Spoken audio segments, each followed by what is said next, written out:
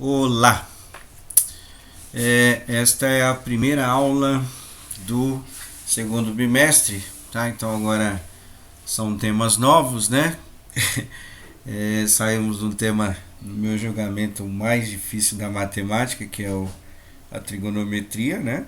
E as funções trigonométricas. Agora nós vamos para uns temas, a matriz é bem tranquilo, bem fácil. E aí tem o sistema linear também, que é a continuação da matriz, aí a gente encerra o segundo bimestre, tá? Então eu vou inicialmente começar trabalhando o caderno São Paulo Faz Escola, o do segundo bimestre. Na escola vocês tiraram lá, né? Ele lá, né? Receberam. Quem não recebeu, eu vou disponibilizar o arquivo online para que vocês façam download para ir fazendo as atividades. Aí faz no caderno, sei lá quando voltar, aí vocês continuam as atividades lá no caderno São Paulo Faz Escola. Está dividido em dois principais temas: matrizes, né? Tem as representações de matriz, lei de formação de matriz e as operações, tá? Envolvendo matriz. E na parte final tem essa parte de matriz, vai até da página 6 até a página, deixa eu dar uma olhada aqui, até a página 21. E a situação de sistemas lineares vai do 22, da página 22 até a página 30, envolve aqui um pouco de determinante 28, aí depois tem determinante 30, tá? Bom, então vou separar em dois blocos aí, né? A parte que envolve matriz e a parte que envolve a sistema linear, tá? Ambos os temas caem no Enem, né? E o caso sistema linear cai na ETEC também.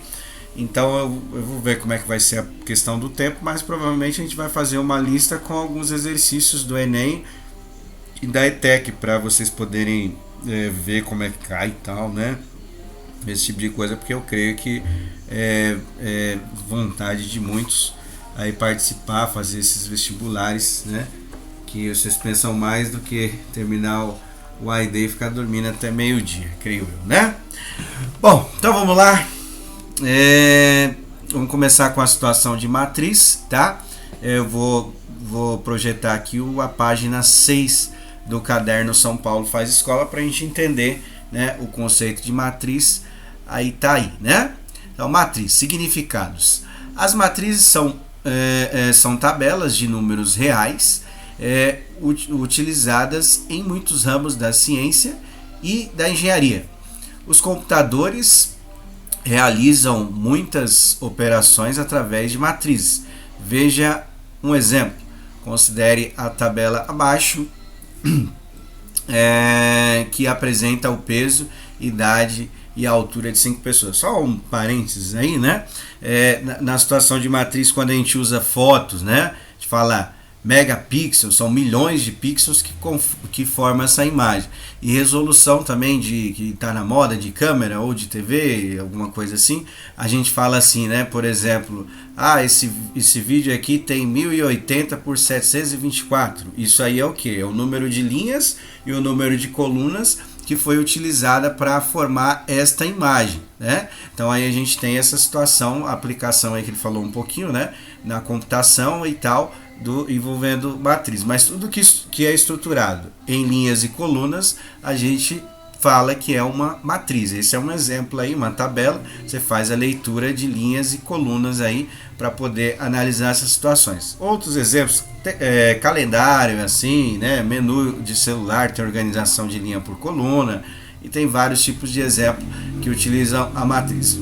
Também, né? A impressora matricial também, que é aquela mais antiga.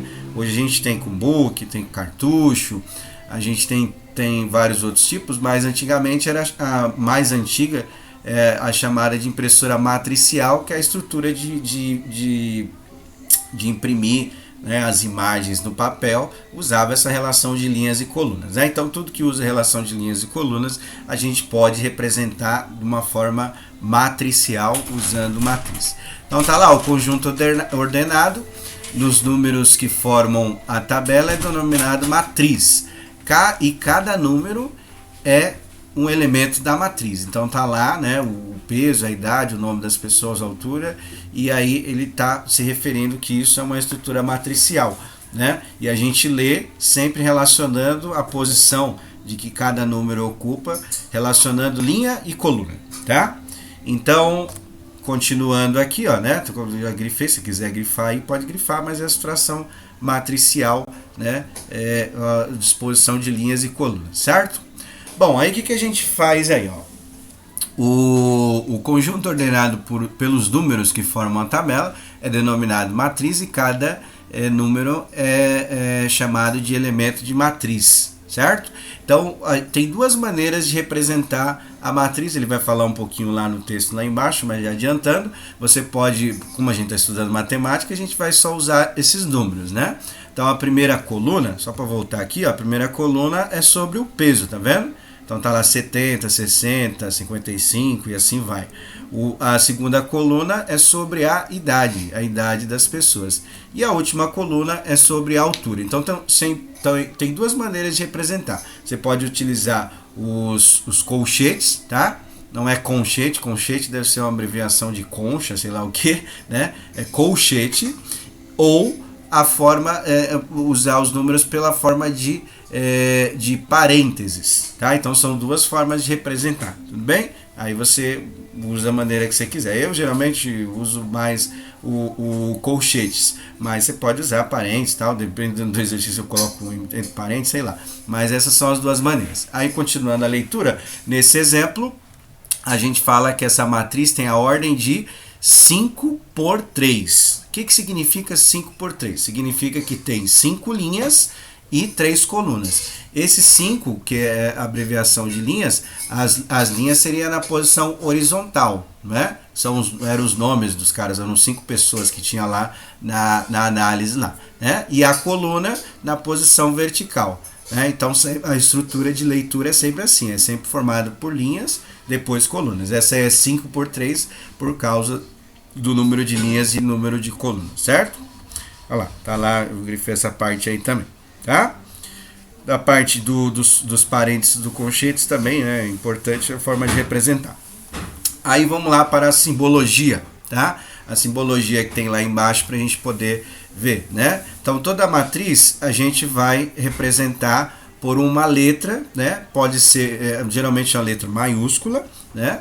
Então ele chamou de A, é muito comum a gente chamar de A, mas quando a gente vai falar de 3 matrizes, põe A, B e C e tal, mas essa representação aí é para dizer que é uma matriz, né? Uma matriz qualquer aí, no caso essa tem 3 linhas e 3 colunas, que é a tabela que a gente viu lá, né? Então usa-se uma letra maiúscula para representar a matriz. Aí tem a outra simbologia que a gente já vai começar a usar, que tá ali do lado, A e J. O que significa esse A e J? O A, ele representa a posição, tá? Igual que nem a gente estudou o ano passado, né? Alguns não tiveram aula comigo, mas deve ter estudado a parte de sequências, a parte de progressão aritmética, progressão geométrica. A gente usa A1, não é? Para representar a posição do primeiro termo, A2 para o segundo, A3 para o terceiro e assim vai. Aqui nós vamos ter duas situações. O A é uma simbologia geral da matemática para representar a posição. Só que o que acontece? Esse valor, ele ocupa uma linha e uma coluna. Então esse I tá lá em cima lá, se vocês quiserem marcar, vocês que sabem.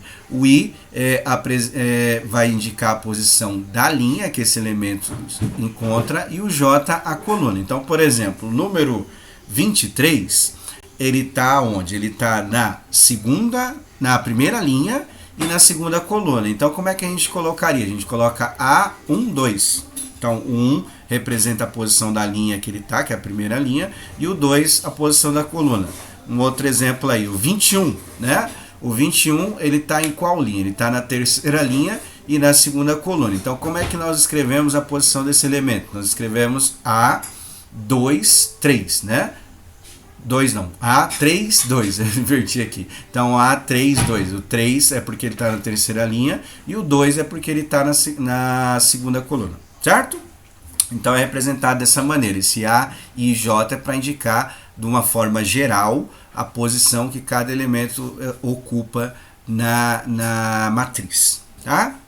Outra coisa também que tem importante aí é esse M por N, né? Que a gente viu lá, ó, o M é o número de linhas que tem, o M igual a 5, certo? E o N vai ser o número de colunas, né? Então aí a gente fala assim, que é essa matriz A, né? 5 por 3, certo? Porque tem 5 linhas e 3 colunas, tá? E aí tem duas maneiras, a última maneira é um pouquinho, não é muito mais usual, mas ele colocou aí, né? Ele colocou aí, ó, 1 menor ou igual a I, menor ou igual a M. Então o M ele vai até 5, não é? Então começando por 1, porque aí não vai ter valor negativo, né? Tem que ser sempre maior do que 1, é o que ele está falando aí. Então as posições possíveis para o M vai de 1 a M, vai de 1 a M, ou seja, de 1 até 5, porque o M vale 5, são 5 linhas, né? Então o M pode ser 1, 2, 3, 4, 5. O que isso está querendo dizer? Que no caso dessa matriz, ela tem primeira, segunda, terceira, quarta e quinta linha, não é? São 5 linhas, então pode ser 1, 2, 3, 4 ou 5. E o N, que é a representação da coluna, tá? Que aquela é uma simbologia de intervalo, né? Começa no primeiro, termina no último, né? O primeiro é 1, sempre vai começar no 1, tá?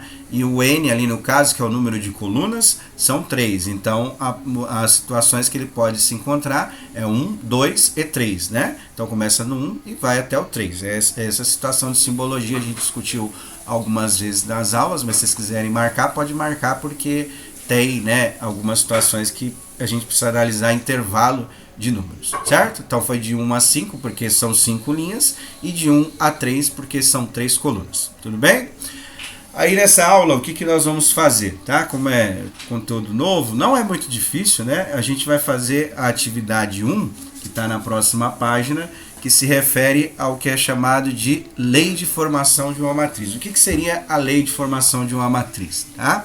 Ele vai dar algumas equações para a gente, e aí a gente vai representar por cada elemento, né? E aí vamos calcular todos os números que compõem essa matriz. Então é uma equação igual, por exemplo, A está escrito assim, ó, 2i mais 3j, né? Então o i é a posição da linha, o j é a posição da coluna, que ele está falando lá. A gente vai calcular todos os números que compõem essa matriz, que ele chamou de A, 2 por 3. O que é 2 por 3? 2 linhas e 3 colunas, certo? A matriz B, aí tem lá a fórmula que calcula essa matriz, que é I sobre J. Então ela é 3 por 3. O que significa isso? 3 linhas e 3 colunas, tá? Então, aí a gente vai debater os tipos e tal. O C é 4 por 1, né? Então o que é 4 por 1? São 4 linhas e uma coluna, certo? O D é 1 por 3. Então o que é 1 por 3? É uma linha e 3 colunas. E aí tem a fórmula lá de como que a gente vai calcular os números. E aí, que é um pouquinho mais difícil aí, né? Ele tem duas fórmulas, né? A gente tem que analisar as situações aí para poder fazer, mas só para ver a ordem, o que é chamado da ordem da matriz, a matriz E é 4 por 3. O que é 4 por 3? Tem 4 linhas e 3 colunas, tá? Aí tem lá a fórmula das duas. Então o que nós vamos fazer? A gente vai fazer esses 5 exercícios aí, para vocês terem contato com esse tema aí. Não é muito difícil, aí a gente vai substituir essas leis de formação e vai calcular qual matriz que é a A, a B, a C, a D e a E. Então eu vou fazer mais ou menos do mesmo jeito. Eu vou começar alguns, aí vocês vão e terminam o restante aí, tá bom?